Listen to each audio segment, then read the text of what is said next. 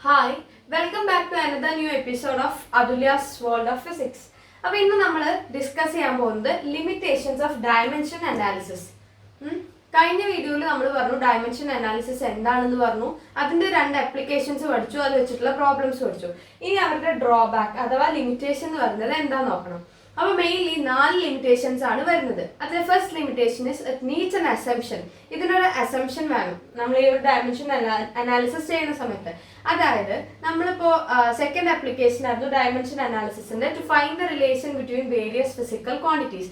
ആ ഒരു ആപ്ലിക്കേഷൻ നമ്മൾ ഫോളോ ഔട്ട് ചെയ്തപ്പം അതിൽ ഞാൻ പറഞ്ഞിട്ടുണ്ടായിരുന്ന ഒരൊറ്റ പ്രോബ്ലമേ ഉള്ളൂ. ഏതായിരുന്നു? ടൈം പീരീഡ് ഓഫ് പെൻഡുലം അഥവാ സിമ്പിൾ പെൻഡുലത്തിന്റെ ടൈം പീരിയഡ് എന്ന് പറയുന്നത് എപ്പോഴും directly proportional to mass of the pendulum, length of the pendulum and also the acceleration due to gravity at that place. അങ്ങനെ 3 അസംഷൻസ് ആണ് നമ്മൾ എടുത്തത്. അത് നമുക്ക് ആ ഒരു റിലേഷൻ കിട്ടാനായിട്ട് നമ്മൾ അസ്യൂം ചെയ്തിട്ടുള്ള ഒരു 3 കണ്ടീഷൻസ് ആയിരുന്നു MLGനോട് ടി ടൈം പീരിയഡ് പ്രപ്പോർഷണൽ ആണ്. അപ്പോൾ ഫസ്റ്റ് തിങ് എന്ന് പറഞ്ഞാൽ it needs an assumption. Needs assumption. പിന്നെ സെക്കൻഡ് ഡിമെറിറ്റ് എന്ന് പറഞ്ഞു കഴിഞ്ഞാൽ നമ്മൾ ഒരുപാട് ഫിസിക്കൽ ക്വാണ്ടിറ്റീസിന്റെ ഡയമെൻഷൻസ് എഴുതാൻ പഠിച്ചു. ഫോർ എക്സാമ്പിൾ നമ്മൾ ഫോഴ്സിന്റെ ഡയമെൻഷൻ എഴുതാൻ പഠിച്ചു, വർക്കിന്റെ പഠിച്ചു, പിന്നെ നമ്മൾ ഇമ്പൾസ്, മൊമെന്റം, ഇവരുടെ എല്ലാവരുടെയും നമ്മൾ കുറെ പേരൊക്കെ ഡിസ്കസ് ചെയ്തിട്ടുണ്ടായിരുന്നു. അപ്പൊ ഈ ഫിസിക്കൽ ക്വാണ്ടിറ്റീസിന് എല്ലാവർക്കും ഡയമെൻഷൻ ഉണ്ട്. അപ്പൊ ഈ ഡയമെൻഷൻ എഴുതുന്ന സമയത്ത് നമുക്ക് ചില പ്രോബ്ലംസ് ചെയ്യുമ്പോൾ അഥവാ ചില ക്വാണ്ടിറ്റീസിന്റെ എഴുതുന്ന സമയത്ത് മനസ്സിലാക്കാം ഇടയ്ക്ക് ഒന്നിലേറെ ക്വാണ്ടിറ്റീസിന് ഒരേ ഡയമെൻഷൻസ് വരാറുണ്ട്. അത് പോസിബിൾ ആവുന്ന ഒരു കാര്യമാണ്. ചില ക്വാണ്ടിറ്റീസിന് എപ്പോഴും സെയിം ഡയമെൻഷൻ വരാറുണ്ട്. അങ്ങനെയുള്ള ക്വാണ്ടിറ്റീസിന്റെ എക്സാമ്പിൾസ് ആണ് വർക്ക് ആൻഡ് എനർജി. വർക്കിന്റെയും എനർജിന്റെയും നമ്മൾ കാണുന്ന സമയത്ത് ഡയമെൻഷൻ കണ്ടുപിടിക്കുന്ന സമയത്ത് രണ്ടുപേർക്കും ഒരേപോലത്തെ ഡയമെൻഷൻ ആണ് കിട്ടുക. അതേപോലെ മറ്റൊരു പേരാണ് ഇമ്പൾസ് ആൻഡ് മൊമെന്റം. മൊമെന്റവും ഇമ്പൾസും. മൊമെന്റം എന്ന് പറഞ്ഞാൽ എന്താ? P is equal to m into v, mass into velocity. whereas impulse is force into time. ഈ രണ്ട് ക്വാണ്ടിറ്റീസിനും ഒരേ ഡയമെൻഷൻ ആണ് ഉള്ളത്. അപ്പോൾ അതൊരു ഡീമെറിറ്റ് ആണ്. ഒന്നിലേറെ ക്വാണ്ടിറ്റീസിന് സെയിം ഡയമെൻഷൻസ് ഉണ്ടാവാം. So more than one physical quantity have same dimension. ഇത് പൊതുവെ നമുക്ക് എക്സാമിന് വരാറുള്ളതാണ് കേട്ടോ. പേഴ്സ് ചൂസ് ചെയ്യുന്ന എക്സാമ്പിൾ ഇമ്പൾസ് ആൻഡ് മൊമെന്റം. മൊമെന്റത്തിന് ഞാൻ P എന്നാണ് കൊടുത്തിട്ടുള്ളത്. ഇനി അടുത്ത ഒരു ഡീമെറിറ്റ് എന്ന് പറയുന്നത് മറ്റൊന്നല്ല, it cannot be applied for the trigonometric function. Trigonometric function നിങ്ങൾക്ക് അറിയുന്നുണ്ടാവും, മാത്സിൽ പഠിച്ചു തുടങ്ങിയിട്ടുണ്ടായിരിക്കും. Sine theta, cos theta, tan theta, sec theta, cosec theta and cot theta. ഈ ഒരു 6 ട്രിഗ്നോമെട്രിക് ഫംഗ്ഷൻസിന് ഈ ഒരു സംഭവം അപ്ലിക്കബിൾ അല്ല. Dimension analysis is not applicable for the trigonometric functions. അപ്പൊ അത് ഇവരുടെ ഒരു ലിമിറ്റേഷൻ ആണ്. നമുക്ക് കാണാൻ പറ്റില്ല അങ്ങനെയുള്ള ഫംഗ്ഷൻസിന്റെ ഡയമെൻഷൻ അനാലിസിസ് എന്ന് പറയുന്നത്.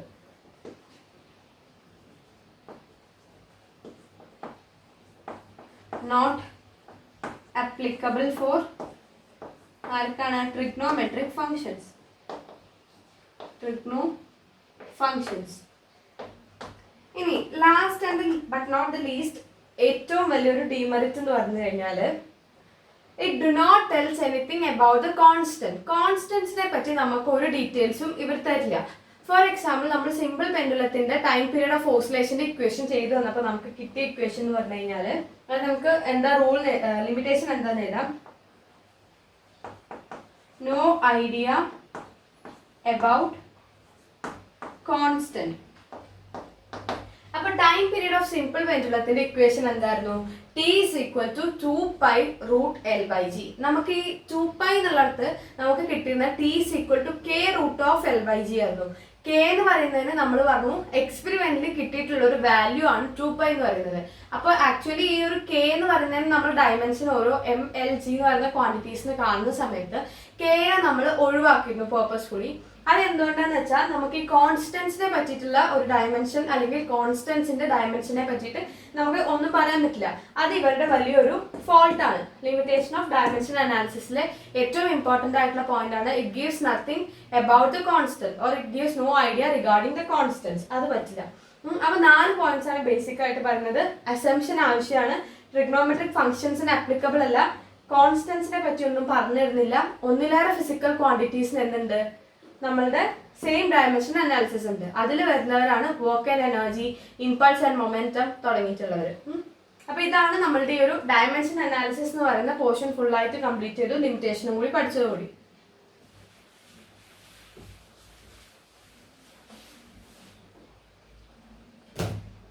ഇനി അടുത്തതായിട്ട് നമ്മൾ പറയുന്നതാണ് സിഗ്നിഫിക്കന്റ് ഫിഗേഴ്സ്. സിഗ്നിഫിക്കന്റ് ഫിഗേഴ്സ്, ഈ സിഗ്നിഫിക്കന്റ് ഫിഗേഴ്സ് എന്ന് പറഞ്ഞു കഴിഞ്ഞാൽ നമ്മൾ ഏതൊരു ഫിസിക്കൽ ക്വാണ്ടിറ്റീന്റെ മാഗ്നിറ്റ്യൂഡിനെ റെപ്രസെന്റ് ചെയ്യുമ്പോഴും നമുക്ക് ഒരു കോംബോ ഓഫ് നമ്പേഴ്സ് ഉണ്ടായിരിക്കും. ആ നമ്പേഴ്സിനെയാണ് നമ്മൾ ഫിഗേഴ്സ് എന്ന് പറയുന്നത്. സപ്പോസ് ഈ ഒരു ചോക്ക് ഞാൻ മെഷർ ചെയ്യുമ്പോൾ എനിക്ക് 5.2 സെന്റിമീറ്റർ ലെങ്ത് കിട്ടി. അതിൽ ഈ ഒരു 5, 2 എന്ന് പറയുന്നത് ഇവരുടെ കോമ്പിനേഷനെയാണ് നമ്മൾ ഫിഗേഴ്സ് എന്ന് പറയുന്നത്, അഥവാ കളക്ഷൻ ഓഫ് നമ്പേഴ്സിനെയാണ് സിംപ്ലി ഫിഗേഴ്സ് എന്നുള്ളത് ഉദ്ദേശിക്കുന്നത്. പക്ഷേ സിഗ്നിഫിക്കന്റ് ഫിഗേഴ്സ് എന്ന് പറഞ്ഞു കഴിഞ്ഞാൽ it is the minimum number of figures which we required to represent a number, അല്ലെങ്കിൽ which is required to represent the magnitude of a physical quantity. അതായത് ഏറ്റവും ചുരുങ്ങിയ നമ്പർ ഓഫ് സംഖ്യകൾ, ഏറ്റവും കുറഞ്ഞത് എത്ര സംഖ്യകൾ വേണം എനിക്ക് ഒരു ഫിസിക്കൽ ക്വാണ്ടിറ്റീന്റെ മാഗ്നിറ്റ്യൂഡിനെ റെപ്രസെന്റ് ചെയ്യാൻ, അതാണ് സിഗ്നിഫിക്കന്റ് ഫിഗേഴ്സ് എന്ന് പറഞ്ഞാൽ. So significant figures is simply it is the minimum number of the figures required to represent a magnitude of physical quantity. അതാണ് സിഗ്നിഫിക്കന്റ് ഫിഗേഴ്സ് എന്ന് പറഞ്ഞാൽ. അപ്പൊ ഇനി സിഗ്നിഫിക്കന്റ് ഫിഗേഴ്സ് എന്ന് പറയുന്നത് ഫോർ എക്സാമ്പിൾ ഞാനൊരു സംഖ്യ എഴുതാണ് 1.23. ഈ 1.23 1ഉം 2ഉം 3ഉം ഫിഗേഴ്സ് ആണ്.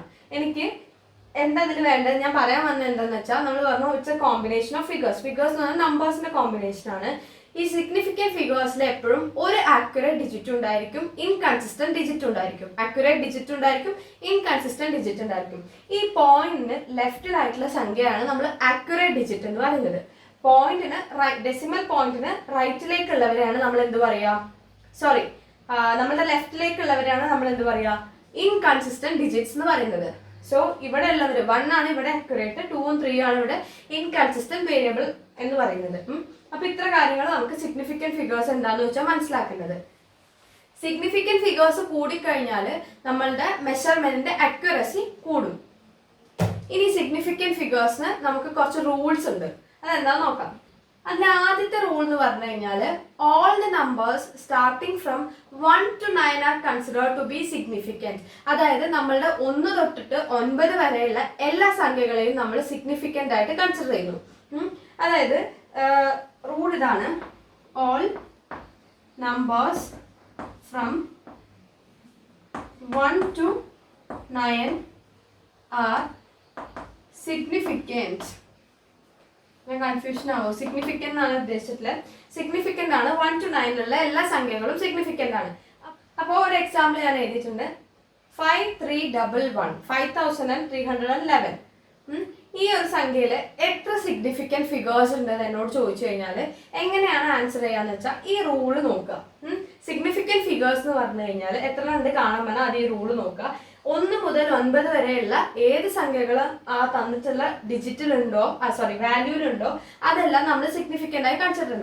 സോ ടോട്ടലി ഇവിടെ 5, 3, 1, 1 ടോട്ടലി 4 സിഗ്നിഫിക്കന്റ് ഫിഗേഴ്സ് ആണ് എനിക്കിവിടെ ഉള്ളത്. ഇനി മറ്റൊരു എക്സാമ്പിൾ നമുക്ക് നോക്കാം. Example number 2, 1, 2, 3. ഇതിൽ എത്ര സിഗ്നിഫിക്കന്റ് ഫിഗേഴ്സ് ഉണ്ട്? 1 to 9 എല്ലാവരും സിഗ്നിഫിക്കന്റ് ആണ്. അപ്പൊ ഓഫ്കോഴ്സ് ഇവർ 4 പേരും സിഗ്നിഫിക്കന്റ് ആണ്. 4 സിഗ്നിഫിക്കന്റ് ഫിഗേഴ്സ് ഉണ്ട്. അപ്പൊ ഫസ്റ്റ് റൂൾ എന്ന് പറഞ്ഞാൽ എല്ലാവർക്കും മനസ്സിലായില്ലേ, all numbers from 1 to 9 R significant. ഇനി എന്താ സെക്കൻഡ് റൂൾ നമുക്ക് നോക്കാം. അതായത് അടുത്ത റൂൾ എന്ന് പറഞ്ഞാൽ കുറച്ച് വലുപ്പമുണ്ടെന്നേ ഉള്ളൂ, സിമ്പിൾ ആണ്. ഒരു നമ്പർ നമുക്ക് തന്നു, അത് സിഗ്നിഫിക്കന്റ് എത്ര സിഗ്നിഫിക്കന്റ് ഫിഗേഴ്സ് ഉണ്ടെന്ന് ചെക്ക് ചെയ്യാൻ പറഞ്ഞു. അപ്പൊ തരുന്ന നമ്പർ 1നേക്കാൾ ചെറുതാണെന്ന് നോക്കുക, അപ്പോഴാണ് ഈ റൂള് വാലിഡ് ആവുള്ളൂ. പോയിന്റ് സംതിങ് തരുന്ന ഒരു വാല്യൂ വരുമ്പോൾ മാത്രമാണ്, അല്ലാതെ ഇപ്പോൾ 11, 12, 1 വന്നാൽ ഈ റൂൾ അപ്ലിക്കബിൾ അല്ല. കാരണം 1നേക്കാൾ വലുതാണ് 1 പോയിന്റ് എന്ന് പറഞ്ഞാൽ അല്ലേ. അപ്പൊ നമ്മൾ 1നും താഴെയുള്ളവരെ പോയിന്റ് തുടങ്ങുന്ന വാല്യൂസിന് മാത്രമേ അപ്ലിക്കബിൾ ആയിട്ടുള്ള റൂളാണ് ഇവര്. ഇതിലെന്താ പറഞ്ഞിട്ടുള്ളത്, നമുക്ക് തന്നിട്ടുള്ള നമ്പർ 1നേക്കാൾ ചെറുതാണ്. അടുത്ത കണ്ടീഷൻ എന്താ, zeros after the decimal point. Decimal point എന്ന് പറഞ്ഞാൽ ഡോട്ടിന് ശേഷം വരുന്ന സീറോസ് പക്ഷെ എന്താണ് ശേഷം വരും വേണം പിന്നീട് വരുന്ന ഒരു നോൺ സീറോ ഡിജിറ്റ് തന്നെ സീറോ അല്ലാത്ത ഏത് സംഖ്യ അവരുടെ തൊട്ട് മുൻപായിട്ട് വരുന്ന സീറോസിനെ നമ്മൾ സിഗ്നിഫിക്കൻ്റ് ആയിട്ട് കൺസിഡർ ചെയ്യില്ല, അഥവാ കൗണ്ട് ചെയ്യുന്നില്ല. ഫോർ എക്സാമ്പിൾ, ഞാൻ എക്സാമ്പിൾ പറയുമ്പോൾ കൂടുതൽ ക്ലിയർ ആവും. 0.003 ഇതിൽ എത്ര സിഗ്നിഫിക്കൻറ്റ് ഫിഗേഴ്സ് ഉണ്ട് നമുക്ക് അത് നോക്കാം. അതിനു മുന്നേ ഈ ഒരു റൂൾ ഇവിടെ വാലിഡ് ആണെന്ന് ചെക്ക് ചെയ്യണം. ആണ് അല്ലെ, 1നേക്കാൾ താഴെയാണ് 0.003. അപ്പൊ ഇതില് ഡെസിമലിന് ശേഷം the zeros coming after the decimal point, zeros coming after decimal point, അതായത് ഇവർ രണ്ടാള് okay. But before the non zero digit ഇവിടെ ഏതാ 3 ആണ്. അപ്പൊ 3ന് മുൻപായിട്ട് അഥവാ ഡെസിമൽ പോയിന്റ് ശേഷം വരുന്നവർ ഈ രണ്ട് സീറോസിനെ നമ്മൾ എന്തായി കൺസിഡർ ചെയ്യില്ല, സിഗ്നിഫിക്കൻ്റ് ആയിട്ട് കൺസിഡർ ചെയ്യില്ല. They are considered not to be significant. അപ്പൊ മൊത്തം ഇവിടെ എത്ര സിഗ്നിഫിക്കൻറ്റ് ഫിഗേഴ്സ് ഉണ്ട്?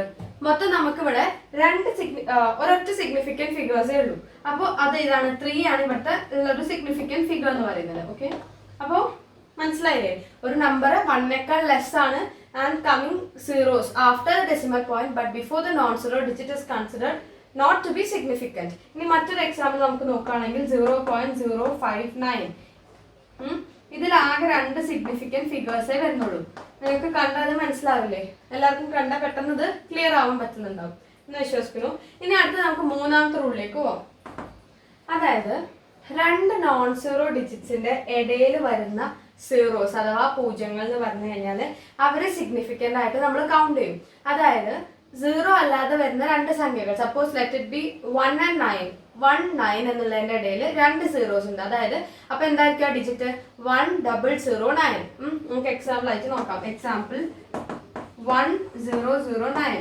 ഇതിൽ എത്ര സിഗ്നിഫിക്കൻറ്റ് ഫിഗേഴ്സ് ഉണ്ടെന്ന് ചോദിക്കുകയാണെങ്കിൽ ഈ റൂൾ വാലിഡ് ആണ്. 2 നോൺ സീറോ ഡിജിറ്റ്സ് ആണ് 1ഉം 9ഉം. അവരുടെ ഇടയിൽ 2 സീറോസ് വരുന്നുണ്ട്. ഈ 2 സീറോസും നമ്മൾ കൗണ്ട് ചെയ്യുന്ന സമയത്ത് വാലിഡ് ആയിട്ട് വരും, അഥവാ സിഗ്നിഫിക്കൻ്റ് ആയിട്ട് വരും. അപ്പൊ totally 4 significant figures are present in this number. അപ്പൊ നമുക്ക് കിട്ടി. അതായത് 2 നോൺ സീറോ ഡിജിറ്റ്സിന്റെ ഇടയിൽ വരുന്ന എല്ലാ സീറോസിനെയും കൗണ്ട് ചെയ്യണം, അത്രേ ഉള്ളൂ. ഇനി വേറൊരു എക്സാമ്പിൾ എന്ന് പറഞ്ഞു കഴിഞ്ഞാൽ 54003. ഇതിൽ എത്ര സിഗ്നിഫിക്കൻറ്റ് ഫിഗേഴ്സ് ഉണ്ട്? 1, 2, 3, 4, 5. 5 significant figures are present. കാരണം ഇവർ 4ന്റെയും 3ന്റെയും ഇടയിലാണ് 2 സീറോസ്, നോൺ സീറോ ഡിജിറ്റ്സിന്റെ ഇടയിലാണ്. അതുകൊണ്ട് സ്വാഭാവികമായിട്ട് അവരെ കൗണ്ട് ചെയ്യുന്നു. ഇനി നാലാമത്തെ റൂൾ എന്ന് പറഞ്ഞു കഴിഞ്ഞാൽ the trailing or the terminating zeros in a number without decimal point is considered to be significant. അതായത് ഒരു സംഖ്യ തന്നു, അതിൽ നമുക്ക് ഡെസിമൽ ഒന്നുമില്ല, പക്ഷെ എൻഡ് ചെയ്യുന്നത് സീറോസ് വെച്ചിട്ടാണ്. ആ ഒരു പ്രത്യേക നമ്പർ നമുക്ക് തന്നു, ആ നമ്പറിൽ ഏറ്റവും ലാസ്റ്റ് വരുന്ന സീറോസ് ആണ്. ആ സീറോസ് വരുന്ന അതിൽ ഡെസിമൽ ഒന്നും ഇല്ല എന്ന് വിചാരിക്കുക. അങ്ങനെയാണെങ്കിൽ നമ്മൾ ആ ലാസ്റ്റ് വരുന്ന സീറോസിനെ കൗണ്ട് ചെയ്തിട്ടാണ് സിഗ്നിഫിക്കൻറ്റ് ഫിഗേഴ്സ് എഴുതുക. അതായത് റൂൾ നമ്പർ 4, ട്രെയിലിംഗ് അഥവാ ടെർമിനേറ്റിംഗ് എന്ന് പറഞ്ഞാൽ എൻഡിങ് സീറോസ് ആണ് meaning. Terminating zeros in a number without decimal point as significant. അപ്പോൾ ഇതിനൊരു എക്സാമ്പിൾ നമുക്ക് നോക്കാം. എക്സാമ്പിൾ 3100. ഇതിൽ എത്ര സിഗ്നിഫിക്കൻറ്റ് ഫിഗേഴ്സ് ഉണ്ട്? നമ്മൾ പറഞ്ഞത് ഒരു സംഖ്യ അവസാനിക്കുന്നത് അഥവാ ട്രെയിലിംഗ് സീറോസ് ടെർമിനേറ്റിംഗ് സീറോസ്, ഈ ഒരു നമ്പർ എൻ്റെ ചെയ്യുന്ന സീറോസ് വെച്ചിട്ടാണ്. അപ്പോൾ ഈ 2 സീറോസിനെ നമ്മൾ കൗണ്ട് ചെയ്യുന്നു. ഇവിടെ ഡെസിമൽ കാണുന്നൊന്നുമില്ല, ഒരു നമ്പറിന്റെ ലാസ്റ്റ് അത് പോയി നിൽക്കുന്നത് സീറോസിലാണെങ്കിൽ ആ സീറോസിനെ നമ്മൾ കൗണ്ട് ചെയ്തിട്ട് എഴുതണം. 1, 2, 3, 4. So here it is 4 significant figures R present. അപ്പോൾ ഈ ഒരു റൂള് ഭയങ്കര സിമ്പിൾ ആണ്. ഇനി 5ാമത്തെ റൂൾ എന്ന് പറഞ്ഞാൽ ഇതിൽ ചെറിയൊരു വാക്ക് ഒഴിവാക്കിയാൽ ആൻസർ കിട്ടി. Terminating zeros in a number with decimal point is significant. ഈ വിത്തൗട്ടില് ഔട്ട് അങ്ങോട്ട് ഒഴിവാക്കിയാൽ മതി. അതായത് നമ്മളെടുത്ത് പറയാണ്, ഇപ്പൊ പറഞ്ഞ പോലെ തന്നെ ഒരു നമ്പർ 0 വെച്ചിട്ട് എൻഡ് ചെയ്യാണ്. അതില് ഡെസിമൽ കഴിഞ്ഞിട്ട് സീറോസ് വന്നു കഴിഞ്ഞാലും നമ്മൾ അതിനെ സിഗ്നിഫിക്കൻ്റ് ആയിട്ട് കൗണ്ട് ചെയ്യും. For example 54.3.0500. ഇതാണ് നമ്പർ എന്ന് വിചാരിക്കാം. ഇതിൽ ഡെസിമൽ കഴിഞ്ഞിട്ടും ടെർമിനേറ്റ് ചെയ്യുന്ന സീറോസ് വെച്ചിട്ടാണ്. അപ്പോൾ ഈ ടെർമിനേറ്റിംഗ് സീറോസിനെ നമ്മൾ കൗണ്ട് ചെയ്യണം. ഫോർ എക്സാമ്പിൾ ഇതിൽ എത്ര എണ്ണം ഉണ്ടായിരിക്കും? 1 2 3 4 5 6 7. സോ 7 സിഗ്നിഫിക്കൻറ്റ് ഫിഗേഴ്സ് ഉണ്ട് ഈ ഒരു സംഖ്യയിൽ. അപ്പോൾ ഇങ്ങനെയാണ് ഈ ഒരു 5 റൂൾസ് ആണ് നമ്മൾ ശ്രദ്ധിക്കേണ്ടത് സിഗ്നിഫിക്കൻറ്റ് ഫിഗേഴ്സ് എഴുതുന്ന സമയത്ത്. ഓക്കെ, അപ്പോൾ എല്ലാവർക്കും ഈ ഒരു 5 റൂൾസ് ഞാൻ മനസ്സിലായെന്ന് വിചാരിക്കുന്നു. സോ സിഗ്നിഫിക്കൻറ്റ് ഫിഗേഴ്സ് എന്ന് പറഞ്ഞാൽ ഒന്നുമില്ല, minimum number of figures use to represent a physical quantity ആണ് സിഗ്നിഫിക്കൻറ്റ് ഫിഗേഴ്സ്. സിഗ്നിഫിക്കൻറ്റ് ഫിഗേഴ്സിൽ കോമ്പിനേഷൻ ഓഫ് ഒരു അക്യുറേറ്റ് ഡിജിറ്റ് ഉണ്ടായിരിക്കും, ഒരു ഇൻകൺസിസ്റ്റന്റ് ഡിജിറ്റ് ഉണ്ടായിരിക്കും. പിന്നെ നമ്മൾ പറഞ്ഞു 5 റൂൾസ് ആയിരുന്നു പറഞ്ഞത്.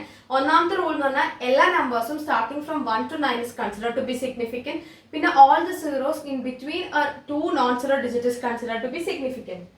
പിന്നെ മൂന്നാമത് പറഞ്ഞത് in a number the trailing zeros or the terminating zeros with decimal point are considered to be significant, without decimal point are considered to be significant ആയിരുന്നു third and fourth rule. Fifth rule എന്ന് പറഞ്ഞു കഴിഞ്ഞാൽ if a number is less than 1 and the zeros coming after the decimal point but before the non-zero digit is considered to be insignificant അഥവാ not significant ആയി consider ചെയ്യുന്നില്ല. അപ്പോൾ ഇതായിരുന്നു 5 rules എന്ന് പറയുന്നത്. ഈ ഒരു സിഗ്നിഫിക്കൻറ്റ് ഫിഗേഴ്സിൽ ഇത്ര കാര്യങ്ങൾ നമുക്ക് പഠിക്കാനുള്ളൂ. ഭയങ്കര സിമ്പിൾ ആയിട്ടുള്ളൊരു പോർഷൻ ആണ്. ഇനി നമ്മളെ കമൻറ്റ് ബോക്സിൽ ഒരു സ്റ്റുഡൻറ്റ് ചോദിച്ചിട്ടുണ്ടായിരുന്നു കുറച്ച് പ്രോബ്ലംസ് ഞങ്ങൾക്കും കൂടി ചെയ്യാൻ പറ്റുന്ന രീതിയിൽ ലൈവ് ആക്കിക്കൂടെ. അപ്പോൾ ഞാൻ നിങ്ങൾക്ക് ക്വസ്റ്റ്യൻസ് തരാം, നിങ്ങൾ വീട്ടിലിരുന്ന് ഈ വീഡിയോ കണ്ടതിന് ശേഷം ചെയ്ത് നോക്കാം കേട്ടോ. അപ്പോൾ ഒരു 4 ചോദ്യം ഞാൻ തരാം. Find the number of significant figures in the following questions, അതാണ് ചോദ്യം. അപ്പോൾ ഈ 4 ചോദ്യങ്ങൾ നിങ്ങൾ ചെയ്ത് നോക്കുക. എന്നിട്ട് ചെയ്ത് കിട്ടുന്നവർ കമന്റ് സെക്ഷനിൽ പറഞ്ഞാൽ മതി. മനസ്സിലാവാത്തതുണ്ടെങ്കിൽ നമുക്ക് പിന്നീട് ഡിസ്കസ് ചെയ്യാം. ഓക്കെ, ഈ ഒരു ക്വസ്റ്റ്യൻസ് എല്ലാവരും നോക്കുക കേട്ടോ. അപ്പൊ സിഗ്നിഫിക്കൻറ്റ് ഫിഗേഴ്സ് ഇത്രയേ ഉള്ളൂ. ഇനി അടുത്ത് നമുക്ക് മൂവ് ഓൺ ചെയ്യാം നമ്മളുടെ അടുത്ത ടോപ്പിക്കിലേക്ക്. ഇറേഴ്സ് എന്ന് പറയുന്ന ഒരു സെക്ഷൻ ഉണ്ട്. അപ്പോൾ ഈ ഒരു ഇറർ എന്ന് പറയുന്നതിന് മുൻപ് എനിക്ക് പറയാനുള്ളത് അക്യുറസി എന്താണ്, പ്രിസിഷൻ എന്താണ്, ലീസ്റ്റ് കൗണ്ട് എന്താണ്. ഈ 3 ടേംസ് നമുക്ക് അനിവാര്യമാണ് പഠിക്കേണ്ടത്. Accuracy, precision and least count. അപ്പോൾ ഈ അക്യുറസി എന്താണെന്ന് ആദ്യം അറിയണം. അക്യുറസി എന്ന് പറഞ്ഞു കഴിഞ്ഞാൽ നമ്മൾ എന്തെങ്കിലും ഒരു മെഷർമെന്റ് നടത്തുന്ന സമയത്ത് എത്ര കണ്ടിട്ട് അത് അക്യുറേറ്റ് വാല്യൂവിനോട് ക്ലോസ് ആവുന്നു. അക്യുറേറ്റ് ഇൻ ദ സെൻസ് നമ്മൾ ഇപ്പം ഞാൻ പറയട്ടെ, ഈ ചോക്കിന്റെ യഥാർത്ഥ ലെങ്ത് എന്ന് പറയുന്നത് സപ്പോസ് ലെറ്റ് ഇറ്റ് ബി 6.2 ആവട്ടെ. ഞാൻ മെഷർ ചെയ്തപ്പോൾ എനിക്ക് കിട്ടിയത് 6.1 ആണ്. അപ്പോൾ അവിടെ 0.1ന്റെ ഒരു അക്യുറസിയിൽ ഒരു ചെറിയൊരു വ്യത്യാസം വന്നല്ലോ. അതായത് ആക്ച്വലി ഇതിന്റെ 6.2 ആണ്, എനിക്ക് 6.1 ആണ്. അപ്പോൾ ഒരു ചെറിയൊരു വേരിയേഷൻ വന്നു.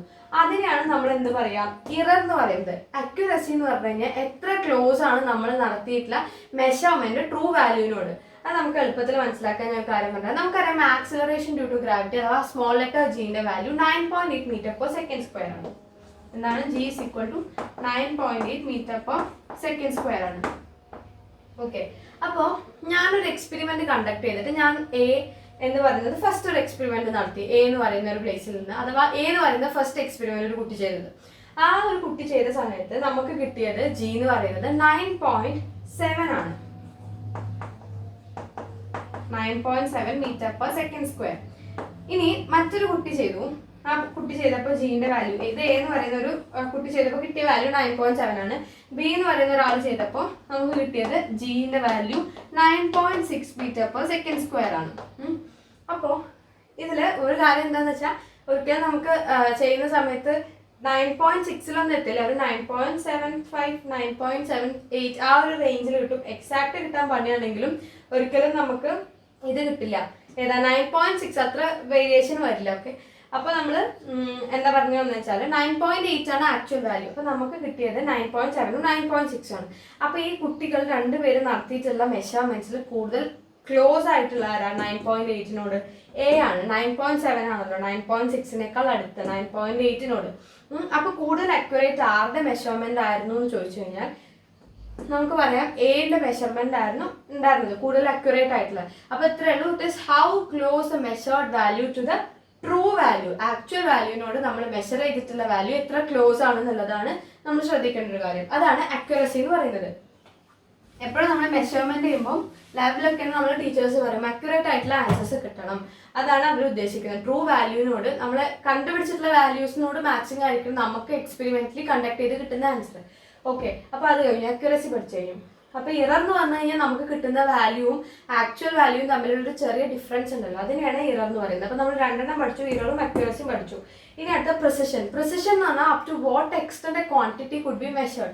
ഒരു ക്വാണ്ടിറ്റീനെ എത്ര നമുക്ക് മെഷർ ചെയ്യാം, ഏത് വരെ മെഷർ ചെയ്യാം എന്നുള്ളതാണ് പ്രിസിഷൻ എന്ന് പറയുന്നത്. അത്ര മനസ്സിലാക്കിയാൽ മതി. പിന്നെ അടുത്തത് ലീസ്റ്റ് കൗണ്ട് എന്ന് പറഞ്ഞാൽ it is the smallest reading that we could take using A instrument. അതായത് എല്ലാ ഇൻസ്ട്രുമെന്റ്സിനും ഏറ്റവും സ്മോളസ്റ്റ് ആയിട്ടുള്ള റീഡിംഗ് എടുക്കാൻ പറ്റും. അതിലും താഴ്ന്നൊരു റീഡിംഗ് ഇവർക്ക് എടുക്കാൻ പറ്റില്ല. അതിന് സ്മോളസ്റ്റ് ആയിട്ടുള്ള റീഡിംഗ് ഒരിക്കലും പോസിബിൾ ആവില്ല ഇൻസ്ട്രുമെന്റ്സ്. അത് നമ്മളെ ക്ലോക്കിനായാലും വേർണിയർ കാലിപ്പർ, സ്ക്രൂ ഗേജ്, ഇവർക്ക് എല്ലാവർക്കും ഏറ്റവും ലീസ്റ്റ് കൗണ്ട് നമ്മൾ കണ്ടുപിടിക്കും. അപ്പോൾ അതാണ് ലീസ്റ്റ് കൗണ്ട് എന്ന് പറയുന്നത്. പ്രിസിഷൻ ആണ് ലീസ്റ്റ് കൗണ്ടിനെ ഡിറ്റർമൈൻ ചെയ്യുന്നത്. അപ്പോൾ ഇത്ര കാര്യങ്ങളാണ് ബേസിക് ആയിട്ട് അറിയേണ്ടത്. ഇനി ഇറേഴ്സ് നമ്മൾ പഠിച്ചു. എന്തായിരുന്നു? It is A change in between the true value and the measured value.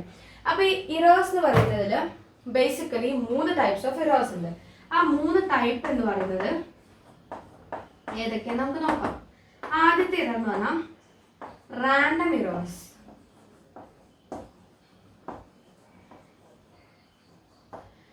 Random errors എന്ന് പറഞ്ഞാൽ പേര് പോലെ തന്നെ റാൻഡം ആയിട്ട് ഒക്വർ ചെയ്യും. നമ്മളുടെ റിസൾട്ടിൽ റാൻഡംലി ഒക്വർ ചെയ്യുന്നവരാണ് റാൻഡം ഇറേഴ്സ് എന്ന് പറയുന്നത്. നമ്മളുടെ റിസൾട്ടിൽ പ്രത്യേകിച്ച് റീസൺസ് ഒന്നും ഉണ്ടാവില്ല, നമുക്ക് കണ്ടുപിടിക്കാൻ പറ്റില്ല എന്തുകൊണ്ടാണ് ഈ ഒരു ഇറേഴ്സ് നമ്മളുടെ എക്സ്പെരിമെന്റ് റിസൾട്ടിൽ വരുന്നത്. നമുക്ക് പക്ഷെ ഇവരെ കംപ്ലീറ്റ്ലി എലിമിനേറ്റ് ചെയ്യാനും പറ്റില്ല. പക്ഷെ ഇവരുടെ റേറ്റ്, ഈ ഇറർ ഉണ്ടാകുന്ന റേറ്റ് കുറയ്ക്കാം. ആവറേജ് കണ്ടിട്ട്, ആവറേജ് എങ്ങനെ കാണും, നമ്മൾ സം ചെയ്തിട്ട് divided by total number of readings, അത് ചെയ്താൽ നമുക്ക് പരമാവധി ഇവരെ കുറയ്ക്കാം. പക്ഷെ ഒരിക്കലും കംപ്ലീറ്റ്ലി എലിമിനേറ്റ് ചെയ്യാൻ പറ്റില്ല. ഇവരുടെ എന്തുകൊണ്ടാണ് നമ്മളുടെ കാൽക്കുലേഷൻസിൽ വരുന്നത് എന്നുള്ളത് നമുക്ക് പ്രഡിക്ട് ചെയ്യാൻ പറ്റില്ല. അതാണ് random errors. As a name indicates it is occurring randomly in our answers. ഇനി അടുത്ത ഇറർ എന്ന് പറയുന്നത്, ഇനി അടുത്തത് എന്ന് പറഞ്ഞാൽ കോൺസ്റ്റന്റ് ഇറേഴ്സ് ആണ്. അതായത് നമ്മളുടെ റിസൾട്ടിന് എപ്പോഴും കോൺസ്റ്റന്റ് ആയിട്ടുള്ള ഒരു വാല്യൂ വെച്ചിട്ട് തന്നെ എപ്പോഴും നമുക്ക് മെഷർമെന്റ് തെറ്റ് വന്നു പോകുന്നു. അപ്പോൾ എപ്പോഴും ഇപ്പൊ സപ്പോസ് ഒരു എക്സ്പെരിമെന്റ് ഒരാൾ കണ്ടക്ട് ചെയ്തു, അയാൾക്ക് ഇപ്പൊ ജി എന്ന് പറയുന്ന വാല്യൂ, ഓക്കെ, ഞാൻ നിൽക്കുന്ന ഈ ഒരു പ്ലേസിൽ നിന്നും ഞാൻ acceleration due to gravity small ജിന്റെ വാല്യൂ മെഷർ ചെയ്യാണ്. അപ്പൊ ഞാൻ മെഷർ ചെയ്തപ്പോൾ എനിക്ക് കിട്ടിയത് 9.6 ആണ്, സോറി 9.7 ആണെന്ന് വിചാരിക്കാം. മറ്റൊരാൾ ഈ ഒരു സെയിം പ്ലേസിൽ വന്നിട്ട് അതേ എക്സ്പെരിമെന്റ് ജി കണ്ടുപിടിക്കാൻ ചെയ്തു, അപ്പൊ അവർക്കും കിട്ടിയ 9.7 ആണ്. അപ്പൊ എപ്പോഴും ആരൊക്കെ വന്ന് ചെയ്താലും നമുക്ക് എക്സ്പെരിമെന്റിൽ ഒരേ എറർ വരികയാണ്. ഈ ഒരു പ്ലേസിൽ അല്ലെങ്കിൽ നമ്മൾ ചെയ്യുന്ന എന്തെങ്കിലും മിസ്റ്റേക്സ് ആയിരിക്കാം. അപ്പൊ അങ്ങനെയുള്ള ഇറേഴ്സ് എപ്പോഴും ആൻസറിന് ഒരേ വാല്യൂ വെച്ചിട്ട് തെറ്റിക്കുമ്പോൾ അങ്ങനെ വരുന്നതാണ് കോൺസ്റ്റന്റ് ഇറേഴ്സ്. അതായത് എപ്പോഴും റിസൾട്ടിനെ കോൺസ്റ്റന്റ്ലി ബാധിക്കുന്നവരാണ്. ഇനി തേർഡ് ഇറർ എന്ന് പറഞ്ഞു കഴിഞ്ഞാൽ സിസ്റ്റമാറ്റിക് ഇറേഴ്സ്. ഞാൻ അങ്ങനെ പറഞ്ഞു പോകുന്നതുകൊണ്ടാണ് കേട്ടോ ഇങ്ങനെ എഴുതുന്നത്. നിങ്ങൾക്ക് ഞാൻ ഒപ്പം പറഞ്ഞു തരുന്നുണ്ടല്ലോ, അതുകൊണ്ടാണ് ഇങ്ങനെ എഴുതുന്നത് കേട്ടോ. അപ്പോൾ സിസ്റ്റമാറ്റിക് ഇറേഴ്സ് എന്ന് പറഞ്ഞാൽ വിത്ത് റീസൺ, പെർഫെക്റ്റ് റീസൺസോട് കൂടി മാത്രം നമ്മൾക്ക് ഇറേഴ്സ് സംഭവിക്കുന്നതിനാണ് സിസ്റ്റമാറ്റിക് ഇറേഴ്സ് എന്ന് പറയുന്നത്. ഈ ഇറേഴ്സ് നമുക്ക് കംപ്ലീറ്റ്ലി എലിമിനേറ്റ് ചെയ്യാൻ പറ്റുന്നതാണ്. അതായത് ഇതൊന്നെങ്കിൽ നമ്മളുടെ അല്ലെങ്കിൽ ഇംപെർഫെക്ഷൻസ് ആയിരിക്കും, നമ്മൾ പ്രൊസീജിയേഴ്സിൽ വരുന്ന ഇംപെർഫെക്ഷൻസ് കാരണം സംഭവിക്കാം. അല്ലെങ്കിൽ നമ്മൾ ചെയ്യുന്ന ഇൻസ്ട്രുമെന്റ്സിന്റെ കംപ്ലൈൻസ് കൊണ്ടായിരിക്കാം. അതുമല്ലെങ്കിൽ നമ്മളുടെ പേഴ്സണൽ ഇറേഴ്സ്, നമ്മളുടെ കയ്യിൽ വന്നു പോകുന്ന തെറ്റുകൾ ഉണ്ടല്ലോ, അതായിരിക്കാം. അങ്ങനെ ഒരുപാട് തെറ്റുകൾ കാരണം സംഭവിക്കുന്നു. നമ്മളെ കയ്യിൽ നിന്ന് പറ്റുന്ന ഫോൾട്ട് കാരണം ഉണ്ടാകുന്ന ഇറേഴ്സ് ആണ് സിസ്റ്റമാറ്റിക് ഇറേഴ്സ്. ഇവരെ നമുക്ക് കംപ്ലീറ്റ്ലി ഇതൊക്കെ സോൾവ് ഔട്ട് ചെയ്ത് കഴിഞ്ഞാൽ നമുക്ക് ഈ ഒരു ഇറേഴ്സിനെ കംപ്ലീറ്റ്ലി എലിമിനേറ്റ് ചെയ്യാം. അപ്പം ബേസിക്കലി ഈ 3 ഇറേഴ്സ് ആണുള്ളത്: constant errors, systematic and random errors. ഈ ഒരു 3 ഇറേഴ്സ് ആണ്. അപ്പൊ എക്സാമിൽ ചോദിക്കുമ്പോൾ നമ്മൾ ഇറർ എന്താണെന്ന് എഴുതണം, ഈ 3 ടൈപ്സ് ആണ് പറയേണ്ടത്. ഇനി ഒരു കാര്യം ഞാൻ പറഞ്ഞുതരാം, ഇത് നിങ്ങൾ മനസ്സിലാക്കി വെക്കേണ്ടതാണ്, നമുക്ക് പ്രോബ്ലം ചെയ്യാണ്ട്. അപ്പോൾ ഈ ആബ്സല്യൂട്ട് ഇറേഴ്സ് എന്ന് പറയുന്ന ഒരു കാറ്റഗറി ഉണ്ട്. ആബ്സല്യൂട്ട് ഇറേഴ്സ് എന്ന് പറഞ്ഞു കഴിഞ്ഞാൽ നമ്മളുടെ ഡിഫറൻസ് ആണ്. നമ്മൾ പറഞ്ഞു ട്രൂ വാല്യൂ എന്താണ്, ട്രൂ വാല്യൂവും മെഷേർഡ് വാല്യൂവും തമ്മിലുള്ള ഡിഫറൻസിനെയാണ് നമ്മൾ എന്ത് പറയുന്നത്, ആബ്സല്യൂട്ട് ഇറർ എന്ന് പറയുന്നത്. നമ്മളെ ട്രൂ വാല്യൂവും മെഷേർഡ് വാല്യൂവും തമ്മിലുള്ള ഡിഫറൻസിനെയാണ് പറയുന്നത്. സപ്പോസ് 9.8 ആണ് ജിന്റെ ആക്ച്വൽ വാല്യൂ, എനിക്ക് കിട്ടിയ 9.7 ആണ്. അപ്പൊ 9.8 മൈനസ് 9.7 ആണ് എന്ത്, ആബ്സല്യൂട്ട് ഇറർ എന്ന് പറയുന്നത്. ഇനി റിലേറ്റീവ് ആബ്സല്യൂട്ട് ഇറർ എന്ന് പറഞ്ഞാൽ എന്താ? റിലേറ്റീവ് ആബ്സല്യൂട്ട് ഇറേഴ്സ് ഒന്നുമില്ല, ഈ നമുക്ക് കിട്ടിയിട്ടുള്ള മീൻ ആബ്സല്യൂട്ട് ഇറർ ആദ്യം എന്താ പറയുക, അതൊന്നും പറയാനില്ല. ആബ്സല്യൂട്ട് ഇറേഴ്സ് കിട്ടുന്നതിന്റെ സം ചെയ്തിട്ട് ഡിവൈഡഡ് ബൈ എത്ര ഇറേഴ്സ് ഉണ്ട് ഡിവൈഡ് ചെയ്യുക, അതാണ് mean absolute error. Relative absolute error അഥവാ റിലേറ്റീവ് ഇറർ എന്ന് പറഞ്ഞു കഴിഞ്ഞാൽ it is defined as the ratio in between the mean absolute error to the true value. Mean absolute error divided by the true value ആണ് relative error എന്നാട്ടോ പറയുള്ളൂ. Relative absolute error അല്ല, relative error. ഇനി percentage error എന്താന്ന് വെച്ച് കഴിഞ്ഞാൽ ഈ relative ഇററിനെ simply നമ്മൾ പെർസെൻറ്റേജിക്ക് ആക്കുക, അഥവാ ഇൻറ്റു 100 ചെയ്താൽ നമുക്ക് കിട്ടുന്നതാണ് പെർസെൻറ്റേജ് ഇറർ. അപ്പോൾ നമുക്ക് പൊതുവെ പ്രോബ്ലംസ് വരാറുള്ളത് പെർസെൻറ്റേജ് ഇററിലേക്ക് കൺവേർട്ട് ചെയ്യാൻ പറഞ്ഞിട്ടാണ്. അപ്പോൾ അങ്ങനെ വരുന്ന സമയത്ത് നമുക്ക് ഈ റിലേറ്റീവ് ഇററിനെ പെർസെൻറ്റേജ് ഇററിലേക്ക് ആക്കിയാൽ മതിയല്ലോ, അതാണല്ലോ പെർസെൻറ്റേജ് ഇറർ എന്ന് പറയുന്നത്. പക്ഷേ നമ്മൾ സ്റ്റാർട്ട് ചെയ്യേണ്ട ഇവിടുന്നായിരിക്കും. നമ്മൾ ആദ്യം ആവറേജ് കണ്ടിട്ട് അതിന്റെ ട്രൂ വാല്യൂ കാണണം, പിന്നെ ആബ്സല്യൂട്ട് കാണണം, മീൻ ആബ്സല്യൂട്ട് കാണണം, റിലേറ്റീവ് കാണണം, ആൻഡ് ഫൈനലി പെർസെൻറ്റേജ് ഇറർ. അപ്പൊ അവിടെ നമുക്ക് എത്താൻ പറ്റും. അപ്പൊ ഫസ്റ്റ് തന്നെ നമ്മൾ സ്റ്റാർട്ട് ചെയ്ത് തരണം. ഒരു പ്രോബ്ലം നമുക്ക് ചെയ്ത് നോക്കാം എങ്ങനെയാണെന്ന്. അപ്പൊ ഇറേഴ്സ് പറയുന്നത് എല്ലാവർക്കും ഞാൻ മനസ്സിലായി എന്ന് വിചാരിക്കണം. നമുക്കൊരു പ്രോബ്ലം ചെയ്യാം. അപ്പോൾ ഇന്ന് നമുക്ക് അടുത്തതായിട്ട് ചെയ്യാൻ പോകുന്ന പ്രോബ്ലം എന്ന് പറയുന്നത് പെർസെൻറ്റേജ് ഇറർ കാണാനാണ്. ഈ തന്നിട്ടുള്ളത് A1 3.5, A2 3.7, A3 3.5, A4 3.4, A5 is 3.6. ഇങ്ങനെ ഒരു കുട്ടി മെഷർ ചെയ്തിട്ടുള്ള ലെങ്ത്തുകളാണ് തന്നിട്ടുള്ളത്. പല തവണയായിട്ട് മെഷർ ചെയ്തിട്ടുള്ള ഒരേ സാധനത്തിന്റെ ലെങ്ത് തന്നിട്ടുണ്ട്. ഇവരുടെ പെർസെൻറ്റേജ് ഇററാണ് കണ്ടുപിടിക്കേണ്ടത്. അപ്പൊ നമ്മൾ ആദ്യം കണ്ടുപിടിക്കുന്നതിന് മുൻപ് ഇതിന്റെ ആവറേജ് കണ്ടുപിടിക്കണം. ആവറേജ് കണ്ടാലാണ് നമുക്ക് ട്രൂ വാല്യൂ എന്താണെന്ന് പ്രഡിക്ട് ചെയ്യാൻ പറ്റുള്ളൂ. അപ്പൊ ട്രൂ വാല്യൂ അഥവാ ആവറേജ് കാണാൻ എങ്ങനെയാണ്, ഇവരെല്ലാവരും സം ചെയ്യുക ഡിവൈഡഡ് ബൈ എത്ര നമ്പർ ഓഫ് റീഡിങ്സ് ഉണ്ട്. അതായത് നമുക്ക് എങ്ങനെ എഴുതാൻ പറ്റും, നിങ്ങൾ എൻ്റെ ഒപ്പം ചെയ്ത് പോയി കഴിഞ്ഞാൽ നന്നായിരിക്കും കേട്ടോ. A1 plus A2 plus A3 plus A4 plus A5 divided by 5 readings ഉള്ളതുകൊണ്ട് ഡിവൈഡഡ് ബൈ 5. അതായത് A1 എന്താണെന്ന് എഴുതുക 3.5 പ്ലസ് 3.7 പ്ലസ് 3.5 പ്ലസ് 3.4 പ്ലസ് 3.6 ആണ് ഡിവൈഡഡ് ബൈ 5. ഇത് സം ചെയ്ത് കഴിഞ്ഞാൽ 17.7 ഡിവൈഡഡ് ബൈ 5. 17.7 അല്ലേ കിട്ടുന്നത്. 17.7 ഡിവൈഡഡ് ബൈ 5 ചെയ്യാം. ഇത് ഏകദേശം 3.5 എന്നുള്ള ആൻസർ നമുക്ക് കിട്ടും. 3.5 will be the answer of this division. ഈ ഒരു ഡിവിഷന്റെ ആൻസർ 3.5 ആണ്. അപ്പൊ നമുക്ക് കിട്ടി true value of this measurement 3.5 അഥവാ എ മീൻ എന്ന് പറയുന്നത്. അപ്പൊ നമുക്കൊന്ന് സൈഡിൽ എഴുതി വെക്കാം. എ മീൻ എന്താ കിട്ടിയത്, a mean is equal to 3.5.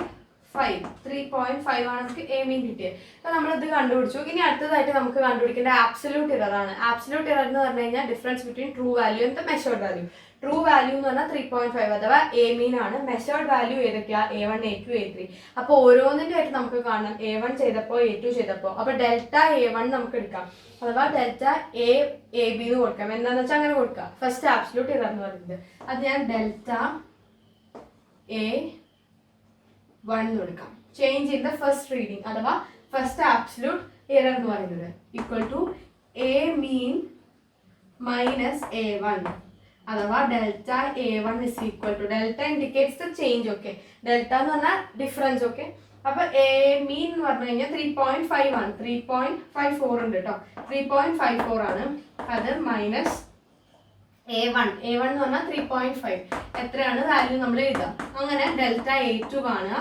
Delta A2 പറഞ്ഞാൽ എന്താ, a mean minus A2 delta up to delta A5 ആണ്. A5 എന്തായിരിക്കും, എ മീൻ മൈനസ് A5 ആയിരിക്കും. അങ്ങനെ നമ്മൾ റീഡിങ്സ് ഒക്കെ കാണുക. അപ്പൊ നമുക്ക് ഡെൽറ്റ A1 ഡെൽറ്റ A2 എന്തൊക്കെയാണ് കിട്ടുക ഞാൻ പറഞ്ഞുതരാം. അപ്പൊ നമുക്ക് ആബ്സല്യൂട്ട് ഇറേഴ്സ് ഇത്രയൊക്കെ കിട്ടി. ഇനി നമുക്ക് എന്താ കണ്ടുപിടിക്കേണ്ടത്, മീൻ ആബ്സല്യൂട്ട് ഇറർ അഥവാ മീൻ ആബ്സല്യൂട്ട് ഇറർ എന്ന് പറഞ്ഞാൽ ഇവരെല്ലാവരും സം ചെയ്യുക ഡിവൈഡഡ് ബൈ 5 ചെയ്യാം. അതായത് delta A1 plus delta A2 plus delta A3 plus delta A4 plus delta A5 divided by 5. അത് ചെയ്ത് കഴിഞ്ഞാൽ നമുക്ക് എന്ത് കിട്ടും, 0.04 plus 0.16 plus 0.04 plus 0.14 plus 0.06 divided by 5. ഇത് നമുക്ക് 0.088 ആണ് ആൻസർ വരിക ചെയ്തു വരുമ്പോൾ. ഓക്കെ, അപ്പൊ ഇതുവരെ നമുക്ക് കിട്ടി. ഇനി അടുത്ത എയിം എന്ന് പറഞ്ഞാൽ റിലേറ്റീവ് ഇറർ കാണണം. റിലേറ്റീവ് ഇറർ എന്ന് പറഞ്ഞാൽ ഈ value divided by a mean ആണ്. A mean is 3.54. നമുക്ക് ചെയ്ത് നോക്കാം. അപ്പൊ കണ്ടുപിടിക്കാൻ പോകുന്നത് എന്താണ്, relative error. Relative error is equal to mean absolute error divided by a mean ആണ് അല്ലേ. അപ്പോൾ ഇത് നമുക്ക് കിട്ടിയിട്ടുണ്ടായിരുന്നു 0.088 ആണ്. Divided by a mean is 3.54. ഇതെന്ന് പറഞ്ഞാൽ 0.248 ഇസ് ദ ആൻസർ.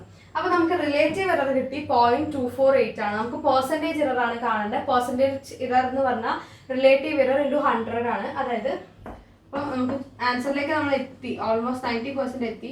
ഇതെന്ന് പറഞ്ഞു കഴിഞ്ഞാൽ നമുക്കറിയാം റിലേറ്റീവ് എറർ ഇൻറ്റു 100 ആണ്. അഥവാ 0.248 ഇൻറ്റു 100 ഇസ് ഈക്വൽ ടു 24.8% ആണ്. പെർസെൻറ്റേജ് എഴുതാൻ മറക്കരുത്. അപ്പൊ ഇങ്ങനെയാണ് ഈ ഒരു പ്രോബ്ലം സോൾവ് ഔട്ട് ചെയ്യുന്നത്. അപ്പൊ എല്ലാവർക്കും മനസ്സിലായെന്ന് വിചാരിക്കും. നമ്മൾ സൈഡിൽ A1 A2 എന്തൊക്കെയാണ് എഴുതി വെച്ചാൽ തെറ്റില്ല, അങ്ങനെ എഴുതി പോയാൽ മതി. അപ്പൊ ഈ ഒരു ചാപ്റ്ററിൽ ഇതോട് കൂടിയിട്ട് അവസാനിച്ചു. നമ്മളുടെ ഒരു ലെങ്തി ചാപ്റ്റർ ആയിരുന്നു. 3-4 വീഡിയോസ് കൊണ്ട് ഈ ഒരു ചാപ്റ്റർ എൻഡ് ചെയ്തു. ഇതിൽ വേണ്ട കാര്യങ്ങൾ അത്രയും ഇമ്പോർട്ടൻസ് ആയിട്ടുള്ളതെല്ലാം തന്നെ ഞാൻ സോൾവ് ചെയ്തിട്ടുണ്ട്. ഇതിൽ നിങ്ങൾക്ക് എന്തെങ്കിലും ഡൗട്ട്സ് ഉണ്ടെങ്കിൽ കമന്റ് സെക്ഷനിൽ ചോദിക്കാവുന്നതാണ്. ഓക്കെ, അപ്പോൾ നമുക്കിനി എക്സാം പോയിന്റ് ഓഫ് വ്യൂവിൽ ഒരു 5 മിനിറ്റ് എന്തൊക്കെയാണ് ഇതിൽ വന്നത് അല്ലെങ്കിൽ നമ്മൾ പഠിപ്പിച്ചത് എക്സാമിന് വരുന്നത് എന്നുള്ളത് നമുക്ക് ഡിസ്കസ് ചെയ്യാം. അപ്പോൾ നമ്മൾ ആദ്യം പറഞ്ഞിരുന്നത് ഏതൊക്കെയായിരുന്നു? ആദ്യം പറഞ്ഞത് എന്തായിരുന്നു?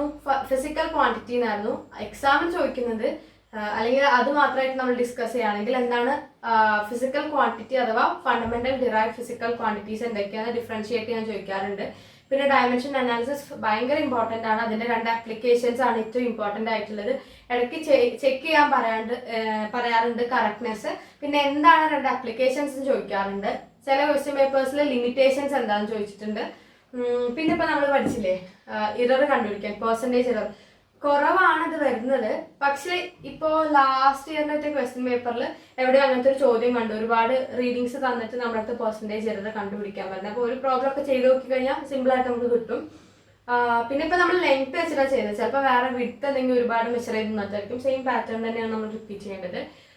പിന്നെ സിഗ്നിഫിക്കൻറ്റ് ഫിഗേഴ്സ് എന്താണെന്നൊന്നും ചോദിക്കില്ല, പക്ഷെ അത് റൗണ്ട് ചെയ്ത് എഴുതാൻ എത്ര സിഗ്നിഫിക്കൻറ്റ് ഫിഗേഴ്സ് ഉണ്ടെന്നൊക്കെ ചോദിക്കും. അപ്പോൾ അതൊന്ന് ശ്രദ്ധിക്കണം. പിന്നെ നമ്മൾ പഠിച്ചത് ടൈം, ലെങ്ത്, മാസ് അങ്ങനെയുള്ള ക്വാണ്ടിറ്റീസിന്റെ ഡയമെൻഷനിൽ എഴുതാൻ നമ്മൾ പഠിച്ചു. അത് യൂസ് ചെയ്തിട്ട് പിന്നെ നമ്മൾ പഠിച്ചു ലൂണാർ മന്ത് എന്താണ്, ഒരു സെഞ്ചുറി എന്താണെന്നൊക്കെ പറഞ്ഞു. അതൊക്കെ 1 വേർഡ് ചോദിക്കാം. അപ്പോൾ ഇത്രയൊക്കെയാണ് എക്സാമിന് യൂഷ്വലി വരാറുള്ളത്. അപ്പോൾ പിന്നെ ഒരു കുട്ടി കമന്റ് സെക്ഷനിൽ ചോദിച്ചിട്ടുണ്ടായിരുന്നു മാസ്, ലെങ്ത്, ടൈം, ലെറ്റേഴ്സ് മാറിപ്പോകുന്നുണ്ടെന്ന്. എനിക്കിപ്പോൾ അതിന് ട്രിക്സ് ആയിട്ട് എന്തെങ്കിലും പറഞ്ഞുതരാൻ പറ്റുമോ എന്ന് ചോദിച്ചിട്ടുണ്ടായിരുന്നു. ആക്ച്വലി അതിന് പ്രത്യേകിച്ച് ട്രിക്സ് ഒന്നും ഇല്ല. നമ്മളത് ഓർത്ത് വെക്കുക, ആ ഒരു പാറ്റേൺ തന്നെ ആലോചിക്കുക. MLT. അപ്പോൾ മാസാണ് M എന്നുള്ളത് ഫിക്സ് ചെയ്ത് വെച്ചാൽ പിന്നെ ടൈം നമുക്ക് അതിലാകെ ഒരു സൊല്യൂഷൻ എന്ന് പറയുന്നത് ആള് പറഞ്ഞത് ലെങ്ത് മീറ്റർ ആണ്. അപ്പോൾ ആ ക്യാപിറ്റൽ M കാണുമ്പോൾ മീറ്റർ ആണെന്ന് ചിന്തിച്ചു പോവുകയാണ്. ഇത് ആലോചിച്ചാൽ മതി. മീറ്റർ എപ്പോഴും നമ്മൾ സിംപിളൈസ് ചെയ്യുക സ്മോൾ ലെറ്റർ M വെച്ചിട്ട്. ഒരിക്കലും നമ്മൾ ക്യാപിറ്റൽ ലെറ്റർ M യൂസ് ചെയ്യില്ലല്ലോ മീറ്ററിനെ റെപ്രസെന്റ് ചെയ്യാൻ. അല്ലെങ്കിൽ ഇങ്ങനെ പഠിച്ചാൽ മതി T is for time, അത് കൺഫ്യൂഷൻ ഇല്ല. അപ്പോൾ ക്യാപിറ്റൽ M എപ്പോഴും മാസിനെയാണ് ഇൻഡിക്കേറ്റ് ചെയ്യുന്നത്, L എപ്പോഴും ലെങ്ത്തിനെയാണെന്ന് നമുക്ക് പഠിച്ചാൽ മാറില്ല. അപ്പോൾ വേറെ പ്രത്യേകിച്ച് ഡൗട്ട്സ് ഒക്കെ ഉണ്ടെങ്കിൽ നിങ്ങൾക്ക് കമന്റ് സെക്ഷൻ യൂസ് ചെയ്യാവുന്നതാണ്. അപ്പോൾ ഈ നെക്സ്റ്റ് ക്ലാസ്സിൽ നമ്മൾ 3rd ചാപ്റ്റർ വെച്ച് കണ്ടിന്യൂ ചെയ്യുന്നതാണ്. ഓക്കെ, അപ്പോൾ ഇന്ന് ഇത്രയേ ഉള്ളൂ. നമ്മളെ ക്ലാസ് ഇവിടെ വൈൻഡപ്പ് ചെയ്യാണ് 2nd ചാപ്റ്റർ. അപ്പോൾ താങ്ക്സ് ഫോർ വാച്ചിങ്.